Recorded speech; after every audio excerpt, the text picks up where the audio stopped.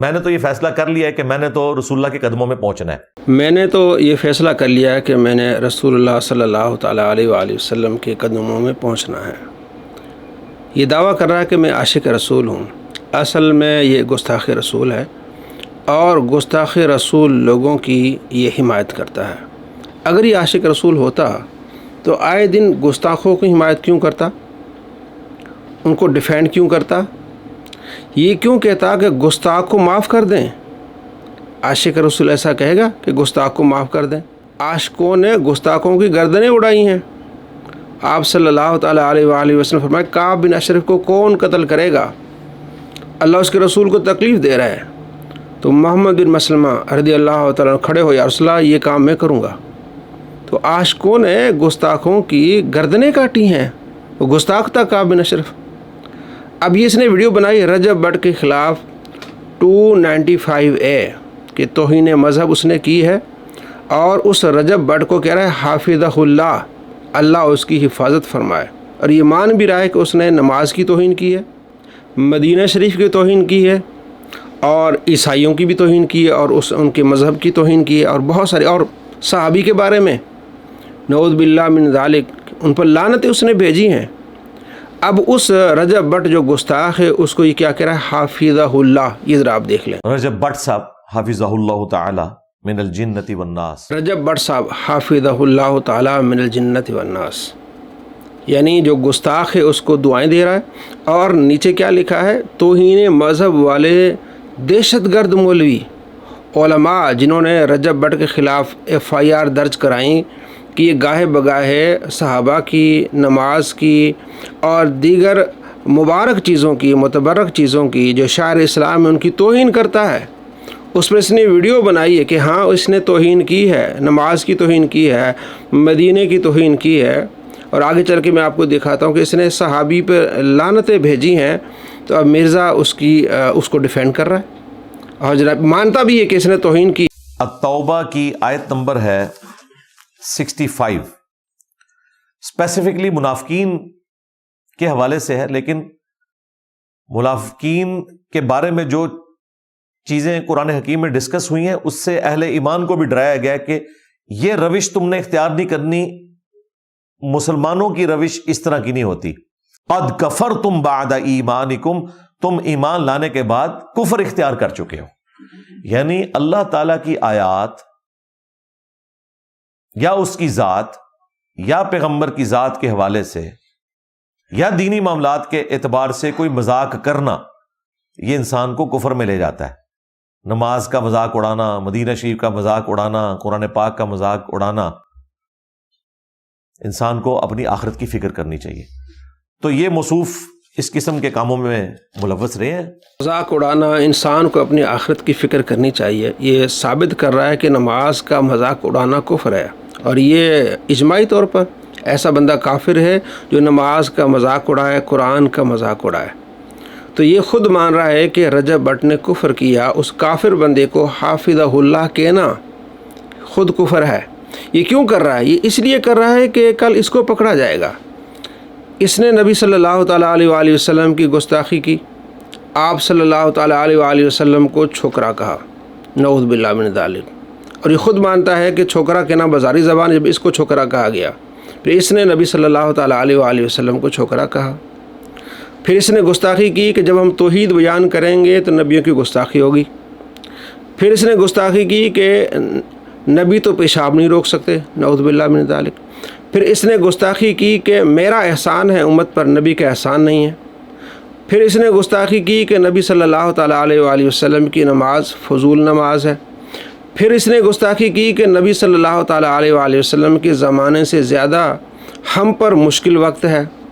پھر اس نے گستاخی کی کہ تم کسی کو 1 ارب بھی دے دو وہ نبی کو گالی نہیں دے گا. یہ تعلیم اس نے دی. پھر اس کے چھوکروں نے لوگوں کو کہا کہ ہم تمہیں پیسے دیتے ہیں اور تم نبی کو گالی دو. یہ ذرا آپ دیکھ لیں. چلو پیسے لے لو، تینوں ہور پیسے دینا میں جن تسی کہو، اپنے نبی نو ایک گال کٹ دو.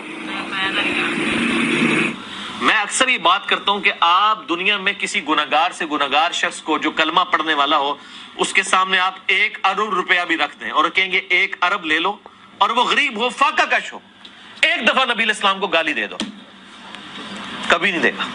چلو پیسے لے لو، تینوں ہور پیسے دینا میں، جن تسی کہو اپنے نبی نو ایک گال کٹ دو. مجھے آپ بتائیں کہ مرزا اور اس کے اس طرح کے فالورز پر 295C لگے گی کہ نہیں؟ مرزا جہلمی گستاخ ہے. ہم نے سارے حوالے جو آپ کو بتائیں ہماری ویڈیوز میں یہ دیکھ سکتے ہیں ہمارے چینل پر. صرف ایک آپ کو اس کی ایک کلپ دکھایا ہے. چلے ایک اور دیکھ لیں کہ کہتا ہے کہ ہم توحید بیان کریں گے تو نبی کی گستاخی ہوگی اور نبی پیشاب نہیں روک سکتے. یہ بھی ذرا دیکھ لیں. اور مجھے مولانا اسحاق صاحب کا وہ جملہ ہمیشہ یہ آیت پڑھتے ہوئے یاد آتا ہے. بعض اوقات تو وہ فی البدی ایسے جملے بولتے تھے جاندار. ایک گفتگو میں انہوں نے فرمایا کہ بھئی جب توحید بیان ہوگی تو گستاخی تو آٹومیٹکلی ہو جائے گی، کیونکہ توحید کا مطلب ہی ہے کہ اللہ کے سوا کوئی پیغمبر، کوئی فرشتہ، کوئی بزرگ، کوئی بابا، شاہی کوئی نہیں. توحید کا تو مطلب ہی یہی ہے کہ کوئی انسان اپنا پیشاب بھی نہیں روک سکتا، خواہ وہ پیغمبر ہو یا ہم انسان ہو. کس طرح صریح نبیوں کی گستاخی کر رہا ہے، نبی علیہ السلام کی بھی گستاخی کر رہا ہے.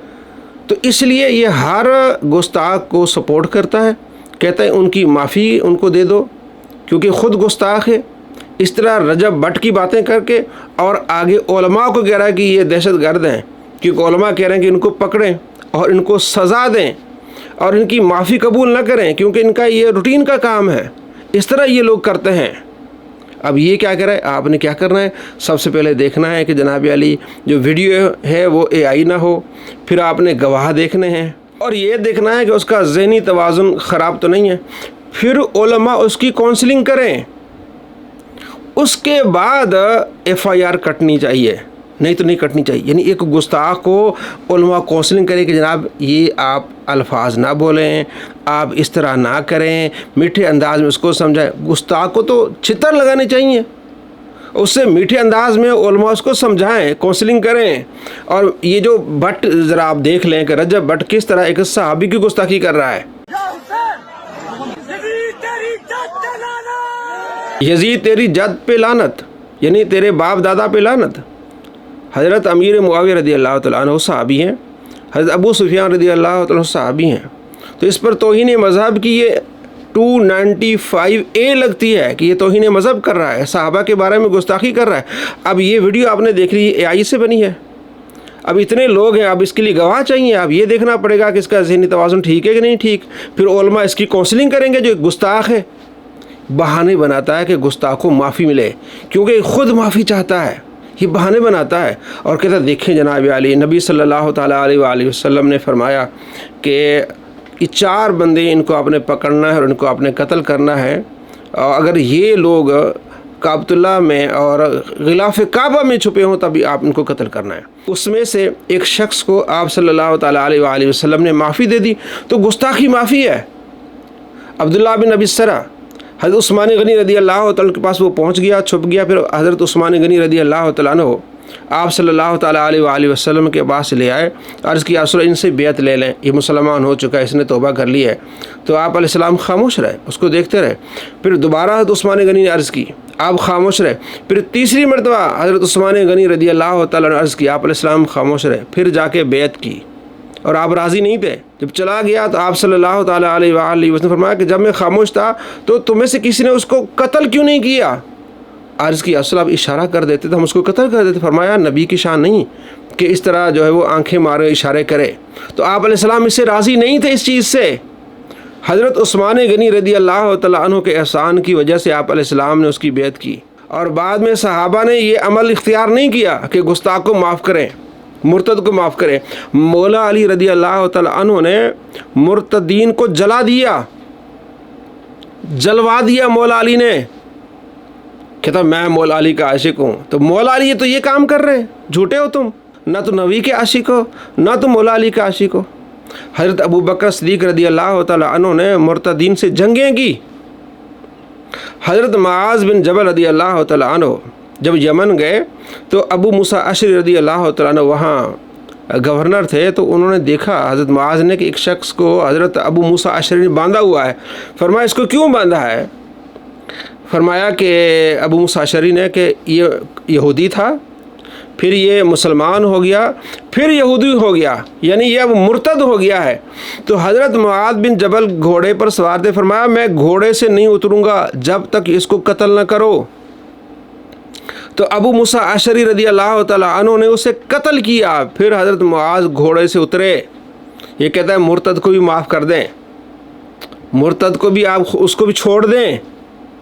اتنا یہ کمینہ شخص ہے، یہ بہانے بناتا ہے میرے نبی جیسا ہے ہی نہیں، یہ تو نبی کا گستاخ ہے۔ میں تو پہنچتا ہوں نبی کے قدموں پر، نبی کے قدموں پر پہنچنے والے گستاخوں کو سپورٹ نہیں کرتے، کیونکہ اس کو خود ڈر ہے کہ جو میں نے گستاخیاں کی ہیں امیر معاویہ رضی اللہ تعالیٰ عنہ سے متعلق اور دیگر صحابہ سے متعلق، نبی علیہ السلام سے متعلق، نماز سے متعلق، قرآن سے متعلق، جو کہا کہ قرآن جو پڑھیں گے اس طرح ہوگا جیسے فرنچ زبان میں کوئی گالیاں دے رہا ہے، تو یہ سارے پول کھلیں گے، یہ پھنسے گا۔ اور بہانہ کیا بناتا ہے کہ دیکھیں جی شرک کی معافی ہے تو گستاخ کی معافی کیوں نہیں؟ شرک تو بڑا جرم ہے، تو گستاخ بھائی جو مسلمان ہو گیا اس کے بعد شرک کرے گا تو مرتد ہے، اس کی معافی کہاں ہے؟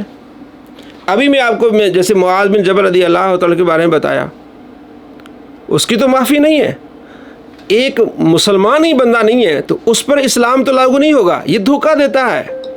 جیسے کہ ایک پاک آرمی میں کوئی شخص جاتا ہے تو وہاں یہ عہد لیتا ہے کہ میں نے سیاست میں نہیں آنا، اس کے بعد سیاست میں آئے گا تو وہ غدار ہوگا، وہ مجرم ہوگا، لیکن اس سے پہلے میں اور آپ سیاست میں آ سکتے ہیں۔ جب وہ پاک آرمی میں چلا گیا اس کے بعد اس نے سیاست نہیں کرنی، اگرچہ آرمی والے بڑے بڑے کر رہے ہیں، لیکن اصول یہ ہے کہ اس کا عہد ہے کہ اس نے سیاست نہیں کرنی۔ جب وہ مسلمان ہو گیا اس کے بعد اگر اس نے کوئی توہین کی تو اب اس پر یہ قانون لاگو ہوگا کہ وہ مرتد ہو گیا، اب اس کو قتل کیا جائے گا۔ آپ علیہ السلام نے ارینا والوں کو نہیں قتل کیا، ان کی آنکھیں نہیں پھوڑی آپ علیہ السلام نے، ان کو مدینے کی گلیوں میں کھڈے کھدوا کے ان کو اندر دفن نہیں کروایا۔ کدھر کی اسلام کی بات کر رہا ہے؟ یہ جہالت پھیلا رہا ہے، یہ صرف گستاخوں کو سپورٹ کر رہا ہے اس لیے کہ یہ گستاخ ہے، خود بھی مانتا ہے کہ گستاخ ہے، اس کے چیلے بھی مانتے ہیں گستاخ ہیں، اور اس کے چیلے اس سے سوال کرتے ہیں کہ ہمارے جو والدین وہ کہتے ہیں کہ اس گستاخ کو نہ سنو، یہ بے ادب ہے۔ تو اس طرح بہانے بناتا ہے کہ دیکھو جناب علی شرک کی معافی ہے تو بڑا گناہ ہے، تو گستاخ رسول کی معافی کیوں نہیں؟ اس طرح کے ڈرامے کرتا ہے۔ بھئی شرک کی معافی نہیں، اگر مسلمان ہو کے شرک کرے گا مرتد ہے، اس کی کوئی معافی نہیں ہے، لیکن اگر وہ رہتا ہی ایسے علاقے میں ہے جہاں اسلام نہیں ہے یا وہ مسلمان نہیں ہے تو ان کو پہلے اپنے مسلمان کرنا ہے۔ ہاں اگر پاکستان کے اندر کوئی ایسا شخص رہتا ہے، اگر وہ گستاخی کرے گا حاکم وقت اس کو پکڑے گا، اس کو سزا دے گا، اس کو نہیں چھوڑے گا کہ نبی علیہ السلام کی گستاخی کی ہے تو اس کو چھوڑ دیا جائے، یا اللہ تبارک و تعالیٰ کی گستاخی کی ہے تو اس کو چھوڑ دیا جائے، یا قرآن کی توہین کی ہے تو اس کو چھوڑ دیا جائے، حاکم وقت اس کو سزا دے گا، ایسے نہیں چھوڑا جائے گا۔ یہ ڈرامے کرتا ہے۔ رجب بٹ پر بھی کارروائی ہونی چاہیے اور مرزا جیلمی پر بھی کارروائی ہونی چاہیے، یہ اس سے بڑا گستاخ ہے، یہ اپنے آپ کو بچانے کے لیے گستاخوں کی سپورٹ کرتا ہے، یہ سب سے بڑا گستاخ ہے۔ ایسے گستاخوں سے آپ نے بچنا ہے۔ جس طرح آپ نے دیکھا کہ بچوں کو کیا تعلیم دی، ہم ایک عربی کسی کو دے دیں نبی کو گالی نہیں دے گا، اور اس کے بچے کیا کر رہے ہیں یہ آپ نے دیکھا۔ تو اپنے بچوں کو ایسے گستاخوں سے بچائیے اور اپنے آپ کو ایسے گستاخوں سے بچائیے۔